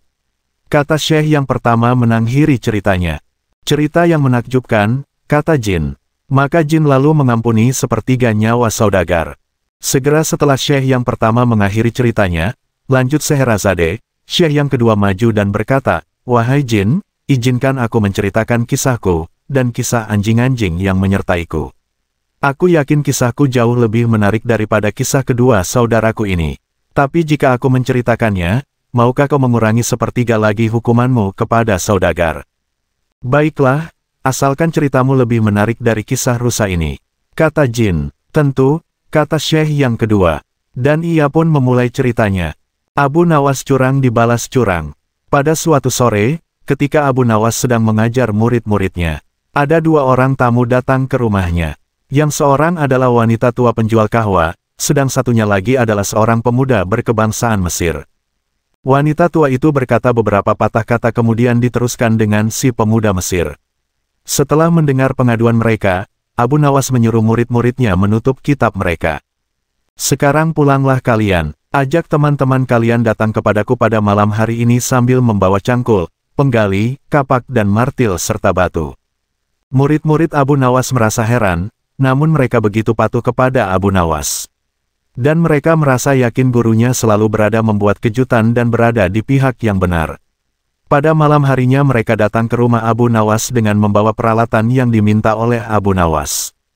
Berkata Abu Nawas, hai kalian semua, pergilah malam hari ini untuk merusak Tuan Kadi yang baru jadi. Hah, merusak rumah Tuan Kadi, gumam semua muridnya keheranan. Apa? Kalian jangan ragu, laksanakan saja perintah gurumu ini. Kata Abu Nawas menghapus keraguan murid-muridnya. Barang siapa yang mencegahmu, jangan kau pedulikan, terus pecahkan saja rumah Tuan Kadi yang baru. Siapa yang bertanya, katakan saja aku yang menyuruh merusak. Barang siapa yang hendak melempar kalian, maka pukullah mereka dan lemparilah dengan batu. Abis berkata demikian, murid-murid Abu Nawas bergerak ke arah Tuan Kadi. Laksana demonstran mereka berteriak-teriak menghancurkan rumah Tuan Kadi. Orang-orang kampung merasa heran melihat kelakukan mereka. Lebih-lebih ketika tanpa basa-basi lagi mereka langsung merusak rumah Tuan Kadi. Orang-orang kampung itu berusaha mencegah perbuatan mereka, namun karena jumlah murid-murid Abu Nawas terlalu banyak maka orang-orang kampung tak berani mencegah. Melihat banyak orang merusak rumahnya, Tuan Kadi segera keluar dan bertanya, siapa yang menyuruh kalian merusak rumahku? Murid-murid itu menjawab, guru kami Tuan Abu Nawas yang menyuruh kami. Abis menjawab begitu mereka bukannya berhenti malah terus menghancurkan rumah Tuan Kadi hingga rumah itu roboh dan rata dengan tanah. Tuan Kadi hanya bisa marah-marah karena tidak ada orang yang berani membelanya. Dasar Abu Nawas provokator, orang gila. Besok pagi aku akan melaporkannya kepada Baginda. Benar, esok harinya Tuan Kadi mengadukan kejadian semalam sehingga Abu Nawas dipanggil menghadap Baginda. Setelah Abu Nawas menghadap Baginda, ia ditanya, hai Abu Nawas, apa sebabnya kau merusak rumah Kadi itu? Abu Nawas menjawab, wahai tuanku, sebabnya ialah pada suatu malam hamba bermimpi, bahwasanya Tuan Kadi menyuruh hamba merusak rumahnya. Sebab rumah itu tidak cocok baginya, ia menginginkan rumah yang lebih bagus lagi. Ya, karena mimpi itu maka hamba merusak rumah Tuan Kadi. Baginda berkata, hai Abu Nawas, bolehkah hanya karena mimpi sebuah perintah dilakukan? Hukum dari negeri mana yang kau pakai itu? Dengan tenang Abu Nawas menjawab, hamba juga memakai hukum Tuan Kadi yang baru ini tuanku. Mendengar perkataan Abu Nawas seketika wajah Tuan Kadi menjadi pucat, lah terdiam 1000 bahasa. Hai Kadi, benarkah kau mempunyai hukum seperti itu? Tanya Baginda, tapi Tuan Kadi tiada menjawab, wajahnya nampak pucat, tubuhnya gemetaran karena takut. Abu Nawas, jangan membuatku pusing. Jelaskan kenapa ada peristiwa seperti ini. Perintah Baginda. Baiklah Abu Nawas tetap tenang. Baginda, beberapa hari yang lalu ada seorang pemuda Mesir datang ke negeri Baghdad ini untuk berdagang sambil membawa harta yang banyak sekali. Pada suatu malam ia bermimpi kawin dengan anak Tuan Kadi dengan mahar mas kawin sekian banyak, ini hanya mimpi Baginda. Tetapi Tuan Kadi yang mendengar kabar itu langsung mendatangi si pemuda Mesir dan meminta mahar anaknya. Tentu saja pemuda Mesir itu tak mau membayar mahar hanya karena mimpi. Nah, disinilah terlihat arogansi Tuan Kadi. Ia ternyata merampas semua harta benda milik pemuda Mesir sehingga pemuda itu menjadi seorang pengemis gelandangan dan akhirnya ditolong oleh wanita tua penjual kahwa. Baginda terkejut mendengar penuturan Abu Nawas, tapi masih belum percaya 100%, maka ia memerintahkan Abu Nawas agar memanggil si pemuda Mesir. Pemuda Mesir itu memang sengaja disuruh Abu Nawas menunggu di depan istana, jadi mudah saja bagi Abu Nawas memanggil pemuda itu ke hadapan Baginda. Berkata Baginda Raja, "Hai anak Mesir, ceritakanlah hal ihwal dirimu sejak engkau datang ke negeri ini." Ternyata cerita pemuda Mesir itu sama dengan cerita Abu Nawas. Bahkan pemuda itu juga membawa saksi yaitu Pak Tua pemilik tempat kos dia menginap. Kurang ajar, ternyata aku telah mengangkat seorang kadi yang bejat moralnya. Baginda sangat murka. Kadi yang baru itu dipecat dan seluruh harta bendanya dirampas dan diberikan kepada si pemuda Mesir. Setelah perkara selesai, kembalilah si pemuda Mesir itu dengan Abu Nawas pulang ke rumahnya. Pemuda Mesir itu hendak membalas kebaikan Abu Nawas. Berkata Abu Nawas, "Janganlah engkau memberiku barang sesuatu pun kepadaku. Aku tidak akan menerimanya sedikit pun jua." Pemuda Mesir itu betul-betul mengagumi Abu Nawas. Ketika ia kembali ke negeri Mesir, ia menceritakan tentang kehebatan Abu Nawas itu kepada penduduk Mesir sehingga nama Abu Nawas menjadi sangat terkenal. Abu Nawas dan harimau berjenggot. "Hai Abu Nawas," seru Khalifah Harun al-Rashid. "Sekarang juga kamu harus dapat mempersembahkan kepadaku seekor harimau berjenggot. Jika gagal, aku bunuh kau." Kata-kata itu merupakan perintah Sultan yang diucapkan dengan penuh tegas dan kegeraman. Dari bentuk mulutnya ketika mengucapkan kalimat itu jelas betapa Sultan menaruh dendam kesumat kepada Abu Nawas yang telah berkali-kali mempermainkan dirinya dengan cara-cara yang sangat kurang ajar. Perintah itu merupakan cara Baginda untuk dapat membunuh Abu Nawas. "Ya Tuanku Syah Alam," jawab Abu Nawas, "semua perintah paduka akan hamba laksanakan, namun untuk yang satu ini hamba mohon waktu 8 hari. "Baik," kata Baginda. Alkisah, pulanglah Abu Nawas ke rumah. Agaknya ia sudah menangkap gelagat bahwa raja sangat marah kepadanya, dicarinya akal supaya dapat mencelakakan diriku, agar terbalas dendamnya. Pikir Abu Nawas, jadi aku juga harus berhati-hati. Sesampainya di rumah dipanggilnya Imep orang tukang kayu dan disuruhnya membuat kandang macan.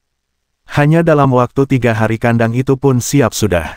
Kepada istrinya ia berpesan agar menjamu orang yang berjenggot yang datang ke rumah. Apabila Adinda dengar Kakanda mengetuk pintu kelak, suruh dia masuk ke dalam kandang itu, kata Abu Nawas sambil menunjuk kandang tersebut. Ia kemudian bergegas pergi ke musola dengan membawa sajadah. "Baik," kata istrinya. "Hai Abu Nawas, tumben lu salat di sini?"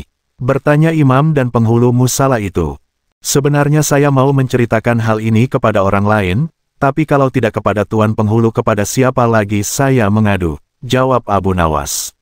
"Tadi malam saya ribut dengan istri saya, itu sebabnya saya tidak mau pulang ke rumah."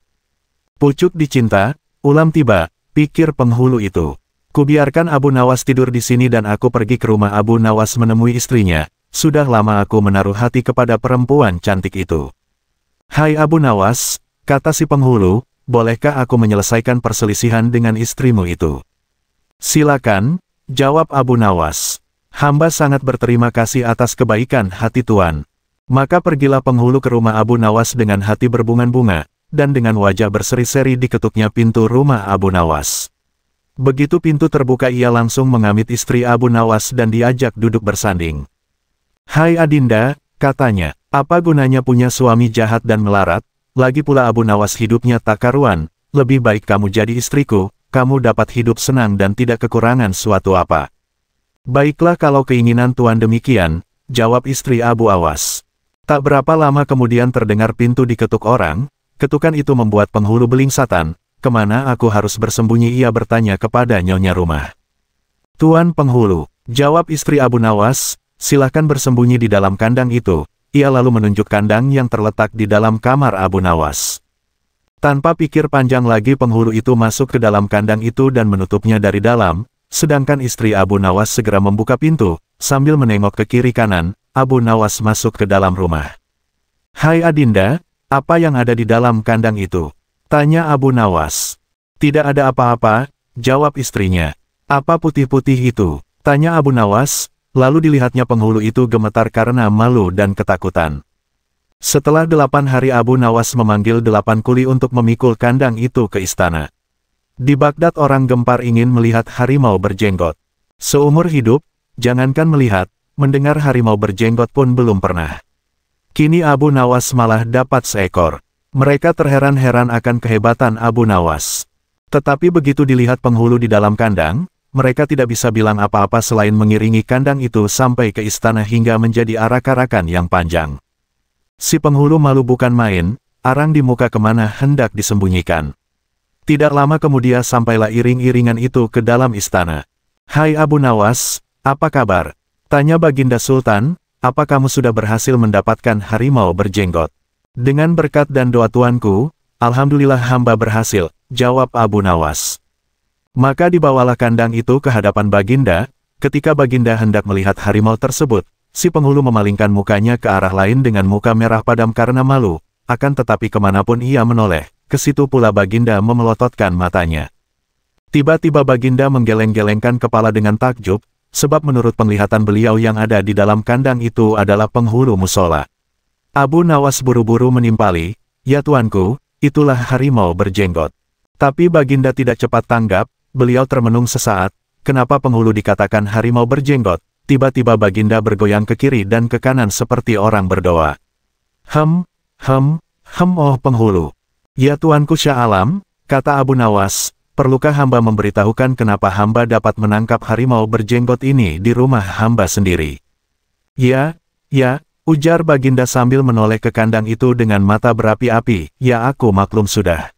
Bukan main murka Baginda kepada penghulu itu, sebab ia yang semestinya menegakkan hukum. Ia pula yang melanggarnya, ia telah berkhianat. Baginda segera memerintahkan punggawa mengeluarkan penghulu dari kandang dan diarak keliling pasar setelah sebelumnya dicukur segi 4, agar diketahui oleh seluruh rakyat betapa aibnya orang yang berkhianat. Abu Nawas dan pukulan yang menjadi dinar. Pada suatu hari Abu Nawas menghadap ke istana. Ia pun bercakap-cakap dengan Sultan dengan riang gembira. Tiba-tiba terlintas dalam pikiran di benak Sultan. Bukankah ibu si Abu Nawas ini sudah meninggal? Aku ingin mencoba kepandaiannya sekali lagi. Aku ingin menyuruh dia membawa ibunya ke istanaku ini. Kalau berhasil akan aku beri hadiah 100 dinar. "Hai, Abu Nawas," titah Sultan, "besok bawalah ibumu ke istanaku, nanti aku beri engkau hadiah 100 dinar. Abu Nawas kaget. Bukankah beliau sudah tahu kalau ibuku sudah meninggal, tapi mengapa beliau memerintahkan itu, pikirnya. Namun dasar Abu Nawas, ia menyanggupi perintah itu. "Baiklah, tuanku, esok pagi hamba akan bawa ibu hamba menghadap kemari," jawabnya mantap. Setelah itu ia pun mohon diri. Sesampai di rumah, setelah makan dan minum, ia pergi lagi.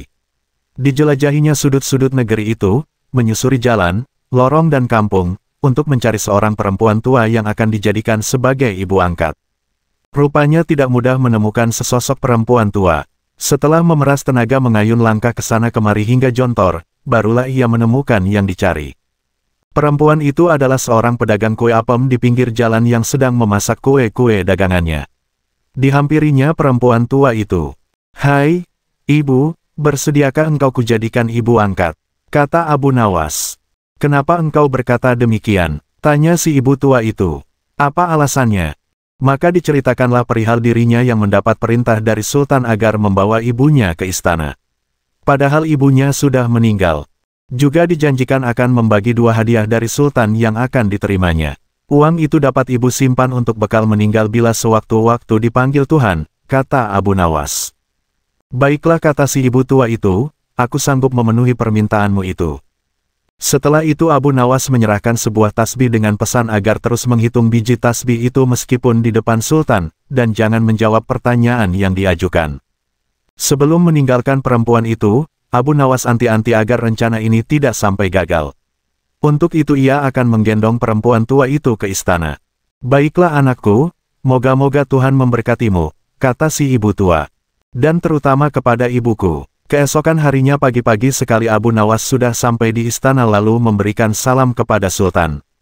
"Waalaikumsalam, Abu Nawas," jawab Sultan. Setelah itu Sultan memandang Abu Nawas.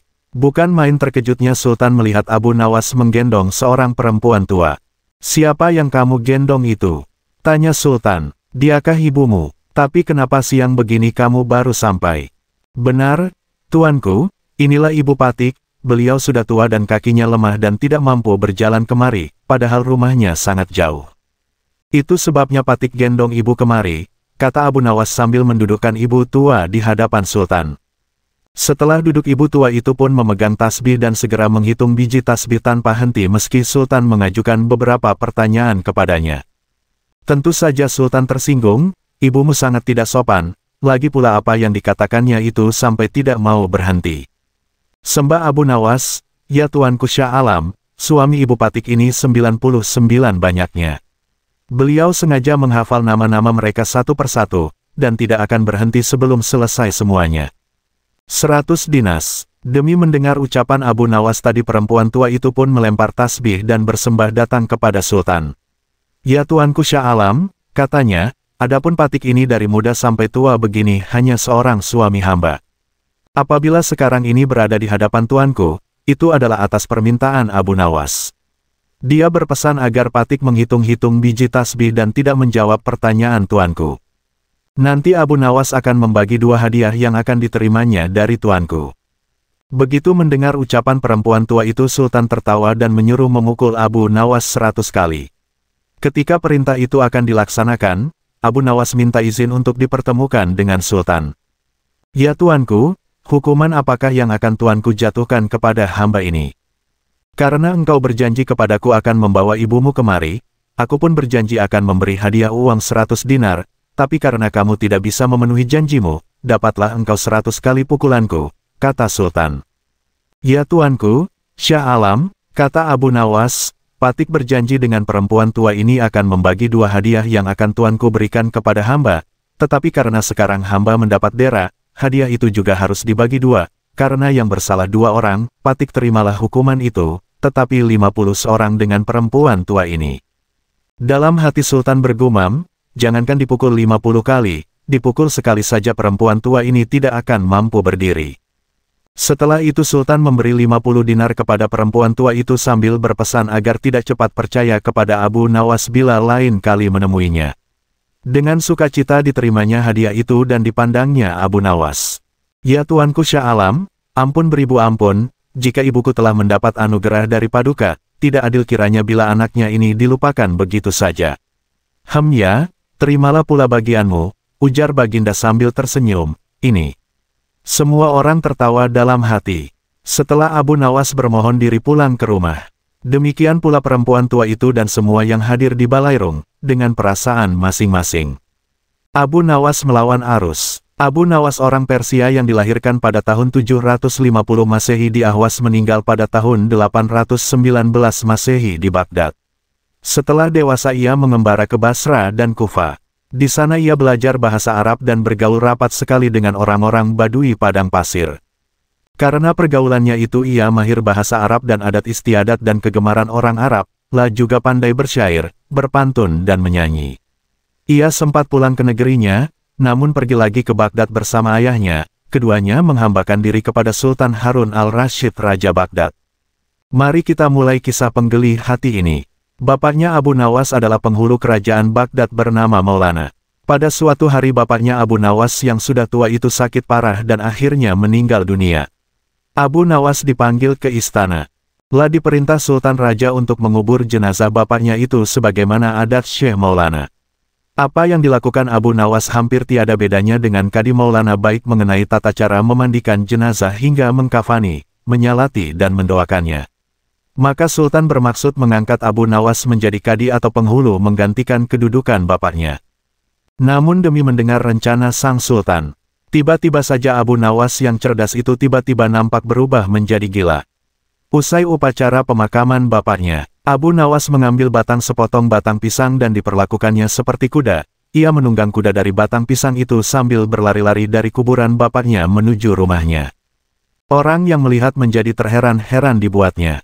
Pada hari yang lain ia mengajak anak-anak kecil dalam jumlah yang cukup banyak untuk pergi ke makam bapaknya. Dan di atas makam bapaknya itu ia mengajak anak-anak bermain rebana dan bersukacita.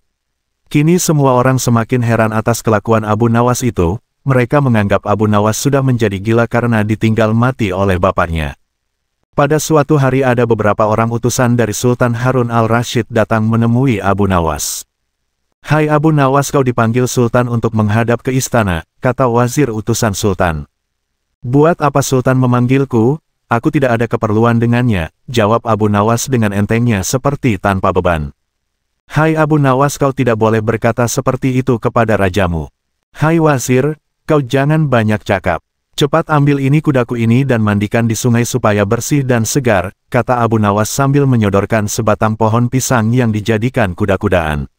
Si wazir hanya geleng-geleng kepala melihat kelakuan Abu Nawas.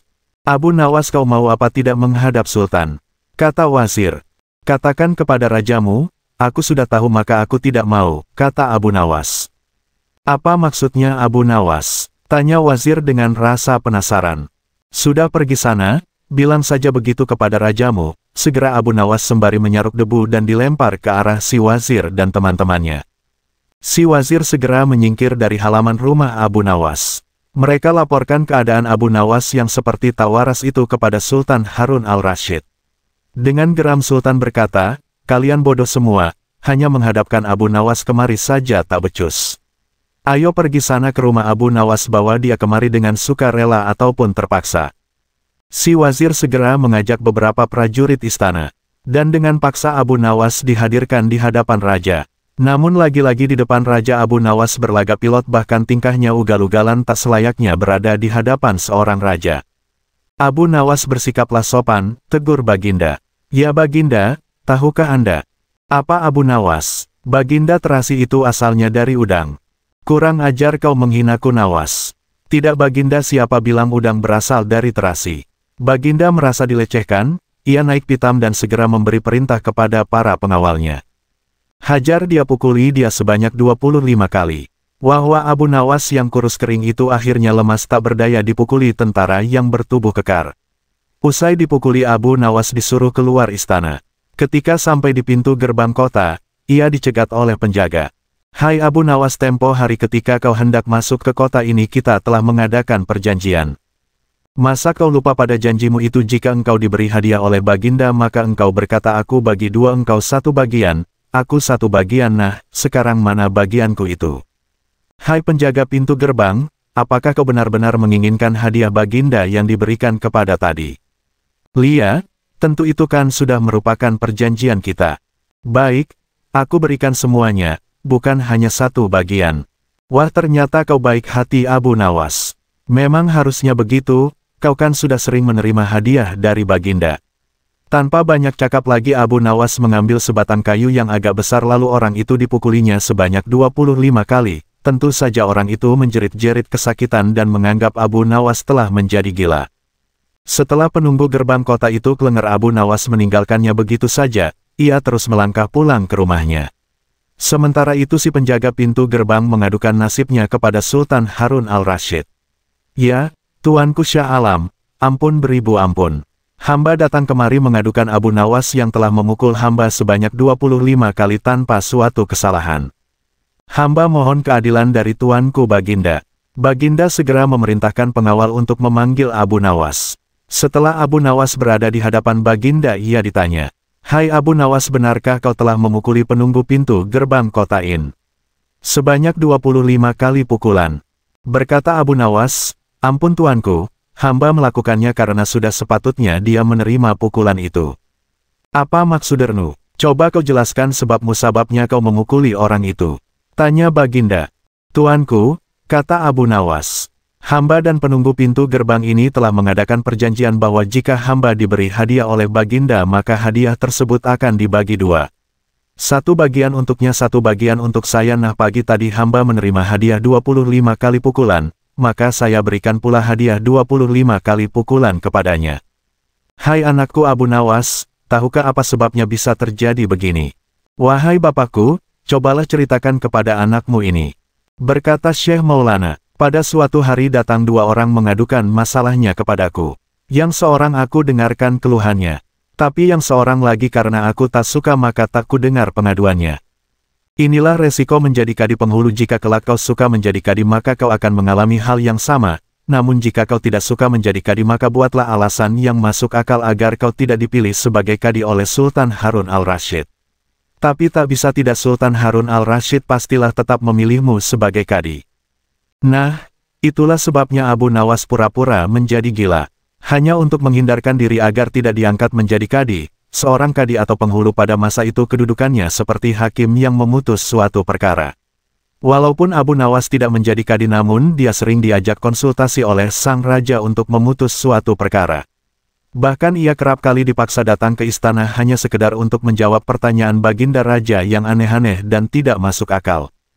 Cara Abu Nawas merayu Tuhan. Tak selamanya Abu Nawas bersikap konyol. Kadang-kadang timbul kedalaman hatinya yang merupakan bukti kesufian dirinya. Bila sedang dalam kesempatan mengajar, ia akan memberikan jawaban-jawaban yang berbobot sekalipun ia tetap menyampaikannya dengan ringan. Seorang murid Abu Nawas ada yang sering mengajukan macam-macam pertanyaan. Tak jarang ia juga mengomentari ucapan-ucapan Abu Nawas jika sedang memperbincangkan sesuatu. Ini terjadi saat Abu Nawas menerima 3 orang tamu yang mengajukan beberapa pertanyaan kepada Abu Nawas. Manakah yang lebih utama, orang yang mengerjakan dosa-dosa besar atau orang yang mengerjakan dosa-dosa kecil? Ujar orang yang pertama. Orang yang mengerjakan dosa kecil, jawab Abu Nawas. Mengapa begitu? Kata orang pertama mengejar. Sebab dosa kecil lebih mudah diampuni oleh Allah, ujar Abu Nawas. Orang pertama itu pun manggut-manggut sangat puas dengan jawaban Abu Nawas. Giliran orang kedua maju, ia ternyata mengajukan pertanyaan yang sama. Manakah yang lebih utama, orang yang mengerjakan dosa-dosa besar atau orang yang mengerjakan dosa-dosa kecil? Tanyanya. Yang utama adalah orang yang tidak mengerjakan keduanya, ujar Abu Nawas. Mengapa demikian? Tanya orang kedua lagi. Dengan tidak mengerjakan keduanya, tentu pengampunan Allah sudah tidak diperlukan lagi, ujar Abu Nawas santai. Orang kedua itu pun manggut-manggut menerima jawaban Abu Nawas dalam hatinya. Orang ketiga pun maju. Pertanyaannya pun juga 100% sama.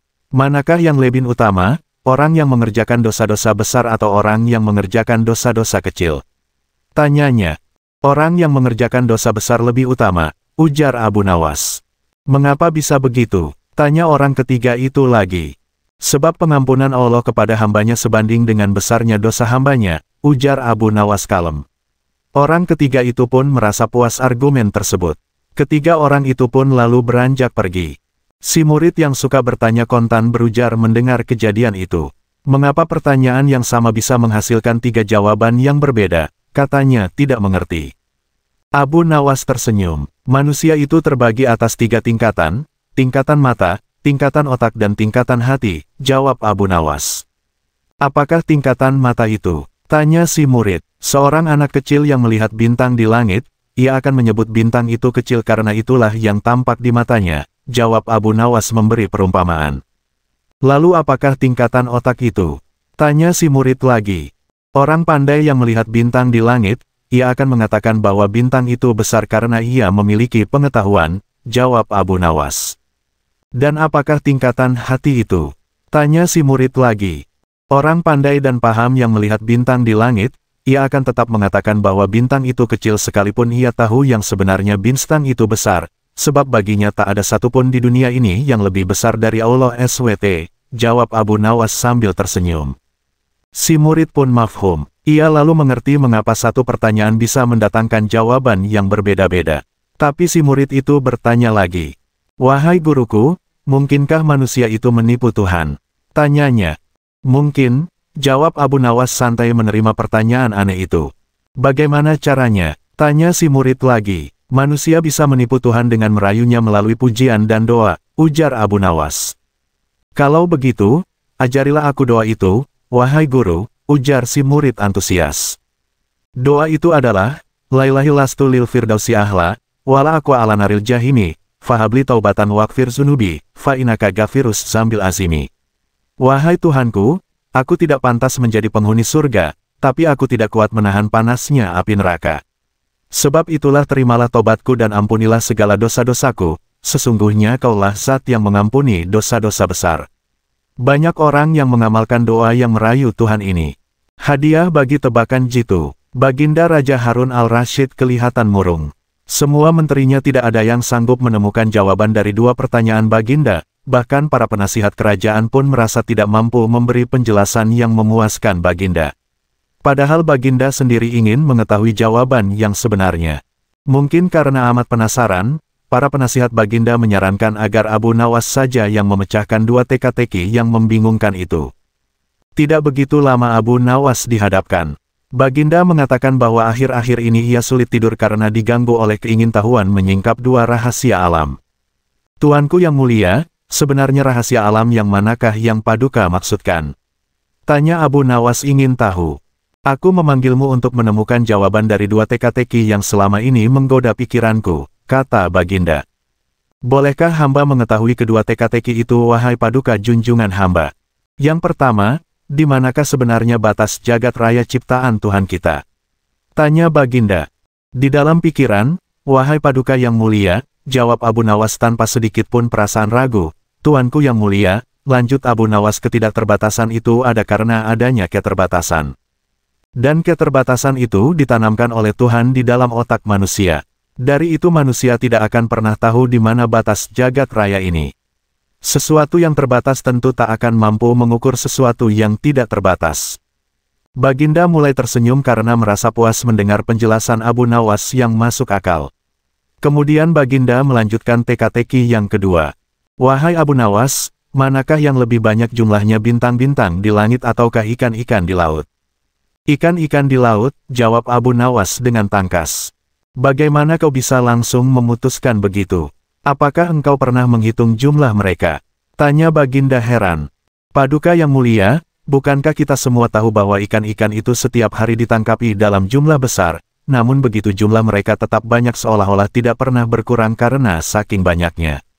Sementara bintang-bintang itu tidak pernah rontok, jumlah mereka juga banyak, jawab Abu Nawas meyakinkan. Seketika itu rasa penasaran yang selama ini menghantui Baginda sirna tak berbekas. Baginda Raja Harun al-Rasyid memberi hadiah Abu Nawas dan istrinya uang yang cukup banyak.